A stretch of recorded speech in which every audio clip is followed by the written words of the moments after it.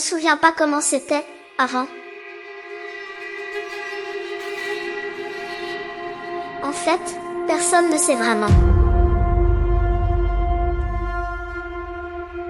Les gardiens de la mémoire, ces anciens qui cherchent à comprendre notre passé, nous parlent de ça, mais c'est comme écouter des légendes. Des histoires de cités immenses faites de lumière, de machines qui faisaient tout le travail, de gens qui vivaient différemment.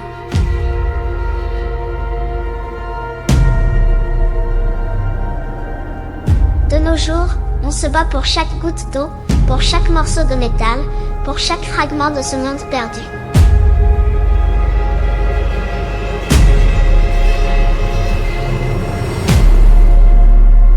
On s'arrache les vestiges du passé, comme si ça pouvait nous donner des réponses.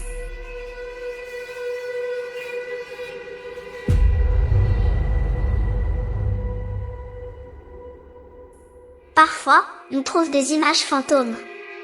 Des bouts de lumière qui racontent des histoires. Des gens qui manipulent des forces incroyables, qui construisent des machines qui défient les lois de la nature, qui détruisent des villes entières, en quelques instants. Les gardiens de la mémoire passent des heures à les étudier, à essayer de comprendre ce qu'elles signifient. Ils disent que c'est notre histoire, notre origine. Mais ils ne savent pas si c'est un avertissement, une prophétie, ou la simple description de notre propre fin.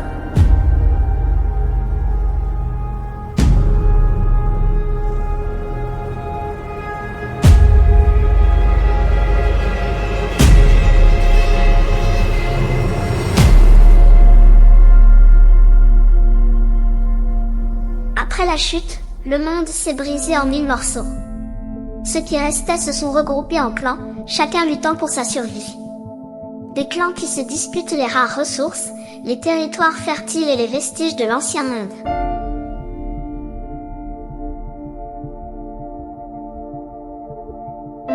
Certains ont choisi une autre voie. Ils ont fui les conflits, se sont réfugiés dans les forêts, loin des camps fortifiés et des guerres incessantes. Ils ont appris à vivre en harmonie avec la nature, à se suffire à eux-mêmes. C'est le choix que nos ancêtres ont fait. On vit dans l'ombre des arbres, on se méfie des étrangers, mais au moins on est libre.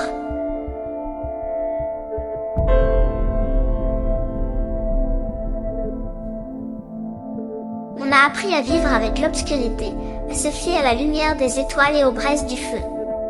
On a réussi à récupérer quelques restes de l'ancien monde pour s'éclairer, mais c'est fragile, ça ne dure pas.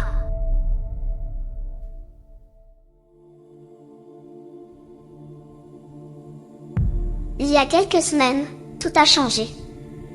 Evelyn et moi avons découvert dans une ruine de l'ancien monde, quelque chose, ou plutôt quelqu'un. Quelqu'un qui a essayé de comprendre, de prévenir. On a trouvé sa cachette.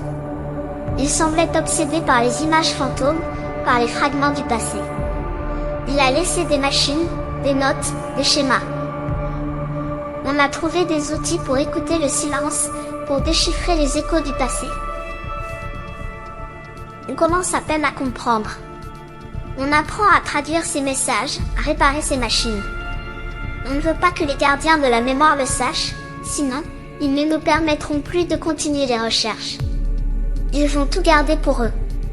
Plus on avance, plus on a l'impression que la vérité est bien plus complexe, bien plus effrayante que tout ce qu'on a imaginé.